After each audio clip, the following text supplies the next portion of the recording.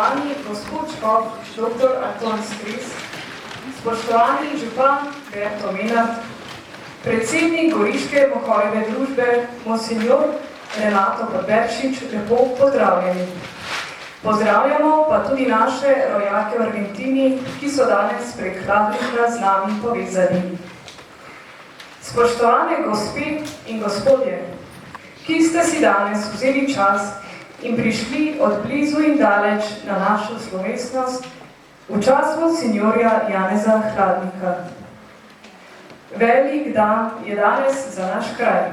Veseli smo, da nam je uspelo želje izpred let uresničiti. Pred nami je izjemno zanimiva knjiga spominov našega rojaka, Monsignorja Janeza Hladnika. To zapisano pričevanje sega v čas naše polpretekle zgodovine, ki še danes bremeni slovenski narod. Kot vemo, je bila prva izdaja pred 40 leti od takratne oblasti prepovedana. Komunistična oblast se je vedno bala resnice in prav ta prepoved daje še večjo težo zapisanemu. Župan občine Logatec, gospod Berto Menard, nas je ves čas moralno in tudi finančno podpiral. Prosim župana gospoda Berta Menarda, da nam spregovori.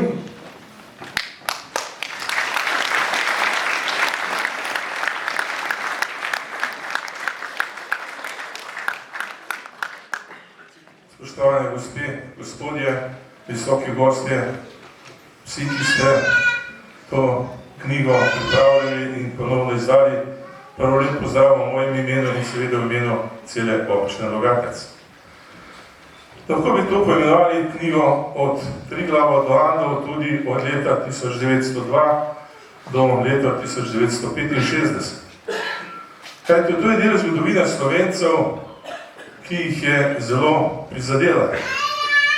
Čas pred Prvo svetovno vojno, čas med prvo in drugo, v 30 letih težke gospodarske krize in seveda druga svetovna vojna in revolucija in seveda potem vse do leta 65, ko je v 60. letu zapustil zemeljski svet gospod Monsignor Janez Hladnik.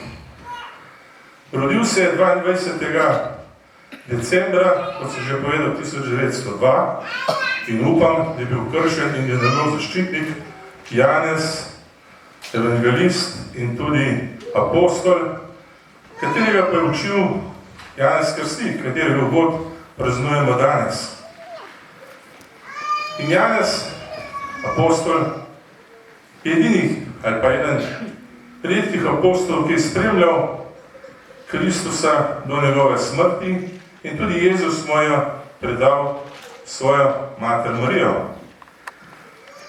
Seveda ta Janez je tudi oznanjal evangelij in tudi krščansko vero, skozi to se govorimo vrgli v poroče olje in po čudežu so ga tudi se nekako pošel in ponovno oznanjal Kristusov nauk in dosegel visoko starost. Zakaj to pripovedujem? Tudi Janez Hladnik, Monsignor, je bil enak. Lahko bi rekli, da je sporedno in enako živel, kot nesi bo Janez Krstitelj, ki je oznanjal Božji nauk, tako Janez kot apostol, evangelist in seveda tudi Janez Hladnik, ki je v svojem življenju dotrpel in trpel prenekatere težave in preizkušnje. Zelo mlad se je vrezal v nogo, potem je že bil ozdravljen, pa se je zopet v peto nekaj zapičil. Potem bi lahko hmalo tudi v Trstu utonil. Skratka, imel je zelo veliko življenjskih preizkušenj, spoznal je tudi, kaj so sokoli, kaj so orli. Oče je bodril, da bo gospodar, zato je želel tudi v Zagreb, da bo šel na gozdarsko šolo. Vendar mati pa priporočala, ker je bil slabega zdravja, se materi Božji in tudi Lurški materi in se je želela, da bi bil duhovnik. Tako je tudi Janez postal duhovnik z velikimi preizkušnjami in svojim mašniškim geslom prihajam, da izpolnim tvojo voljo, Gospod. To je zelo veliko sporočilo, tako kot je tudi veliko sporočilo Janeza Krstnika, ki je vedno govoril: otročiči, ljubujte se med seboj. Vsak izmed nas ima poslanstvo, tako kot ga je imel Janez Hladnik, in to poslanstvo moramo izpolniti. Mi imamo 27 let svoje državo. Mnogi pred nami stoletja so si to želeli, tako za časa kneza Samota, potem preko Valentina Vodnika, Antona Martina Slomška, Prešerna, Ivana Cankarja, vse do današnjih dni.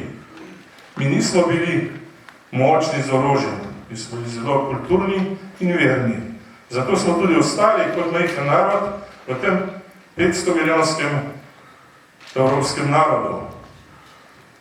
In Janez Hladnik, ko je pred drugo svetovno že šel v Argentino oznaniti evangelij med naše Slovence, rojake, je bil nekako po Božje poslan, da je lahko po drugi svetovni vojni sprejemal tiste, ki so iskali primeren prostor pod svobodnim soncem.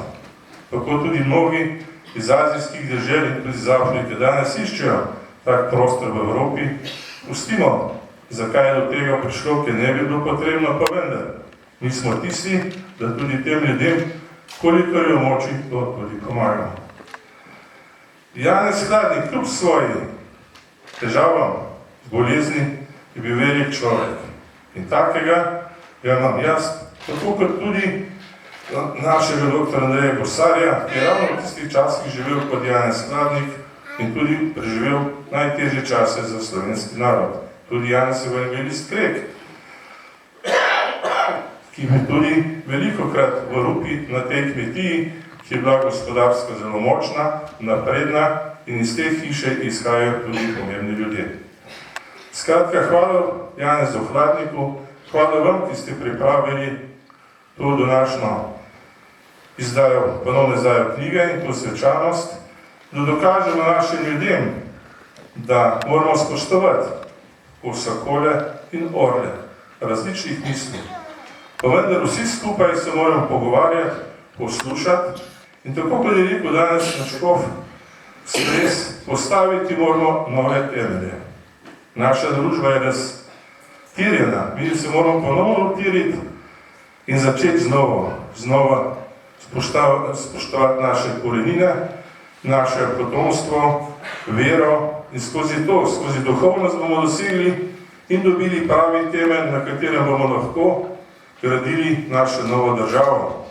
Kajti mi moramo svoje znanje skozi pošteno delo prodati in skozi to živeti in upoštevati in pomagati tudi tistim, ki nimajo teh danosti, ki so bolni in onemogli. Še enkrat hvala vsem, ki ste pripravili to čudovito knjigo, ponovno, da jo bomo lahko prebrali in seveda vsem, ki si želite, da bi naša država napredovala. O prazniku Dnevu državnosti vam čestitam in želim, da se zavedate, kaj smo dobili pred 27 leti. Hvala lepa.